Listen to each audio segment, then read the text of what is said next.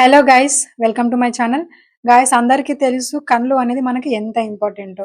ఇవి లేకపోతే మన చుట్టూ ఉన్న అందమైన ప్రపంచాన్ని చూడలేమని కూడా తెలుసు. మాక్సిమం ఒకప్పుడు బాగా ఏజ్ అయిపోయిన వాళ్ళకి మాత్రమే ఐ ప్రాబ్లమ్స్ వచ్చేవి. కానీ ఇప్పుడు ఎక్కువగా టీవీలు, మొబైల్స్, ల్యాప్టాప్లు యూజ్ చేయడం వల్ల చిన్న వయసులోనే ఐ ప్రాబ్లమ్స్ వస్తున్నాయి. అవునా కాదా? కాబట్టి మన ఐస్‌ని ఎవ్రీ టైమ్ ప్రొటెక్ట్ చేసుకోవడము, హెల్తీగా ఉంచుకోవడం అనేది చాలా అవసరం. డైలీ లైఫ్‌లో 80% ఇన్ఫర్మేషన్ మన ఐస్ ద్వారానే మనకొస్తుంది.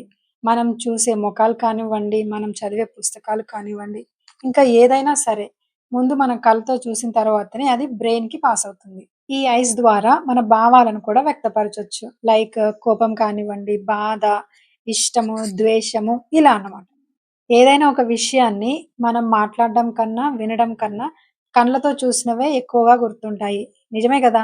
మరి అలాంటి అద్భుతమైన, అందమైన కళ్ళని జాగ్రత్తగా కాపాడుకోవాలంటే నేను చెప్పే ఈ 6 టిప్స్‌ని పాటించండి. కళ్ళని ఆరోగ్యంగా కాపాడుకోవచ్చు. సో, మన ఛానల్‌ని వెంటనే సబ్స్క్రైబ్ చేసుకోండి. ఇక లేట్ చేయకుండా టాపిక్‌లోకెళ్ళిపోదాం. మొదటిది పోషకమైన ఆహారం తీసుకోవాలి. బ్యాలెన్స్‌డ్ డైట్ మెయింటైన్ చేయాలి. విటమిన్ ఏ కలిగి ఉన్న carrots, sweet potatoes, spinach. Omega 3 fatty acids ఉన్న ఫ్లాక్స్ సీడ్స్, ఫిష్, వాల్నట్స్.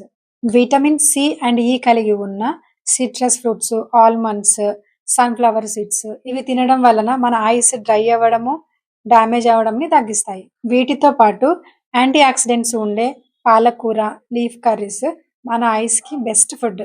సెకండ్‌ది సరిపడే నిద్ర. మన కండ్లకి కంపల్సరీ రోజు 7-8 గంటల నిద్ర అనేది చాలా అవసరం. నిద్ర అనేది లేకపోతే కళ్ళు రెడ్డిష్‌గా అయిపోయి డ్రై అయిపోతాయి. మూడవది డిజిటల్ స్క్రీన్స్ నుంచి విశ్రాంతి. అంటే మనం ఎక్కువగా మొబైల్స్, ల్యాప్‌టాప్స్ యూజ్ చేస్తూ ఉంటాం కదా! అవి యూజ్ చేసేటప్పుడు లైటింగ్‌ని తక్కువగా యూజ్ చేయండి. స్క్రీన్ లైటింగ్‌ని. బ్లూ లైట్ పెట్టుకొని మెయింటైన్ చేసుకోండి. ఇవి మనం యూజ్ చేసేటప్పుడు ఐస్ త్వరగా స్ట్రెయిన్ అవుతాయి. ఆ టైంలో 20 మినిట్స్‌కొకసారి మనకి 20 అడుగుల దూరంలో ఉన్న ఒక వస్తువుని 20 సెకండ్స్ పాటు చూడడం వల్ల మనకి ఐస్ స్ట్రెయిన్ అనేది తక్కువవుతుంది. అండ్ డైలీ మన ఐస్‌ని right to left, left to right, up and down, circle మూవ్‌మెంట్‌లో చేయడం వల్ల ఇవి మనకి ఎక్సర్‌సైజ్ లాగా యూజ్ అవుతాయి. నాలుగవది ఐస్‌ని శుభ్రంగా ఉంచుకోవాలి.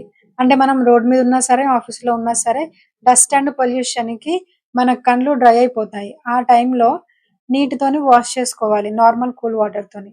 అంతేగాని కళ్ళతోని ఇలా నలవడం వల్ల దాంట్లో ఉన్న కార్నియా అనేది దెబ్బతినడం జరుగుతుంది.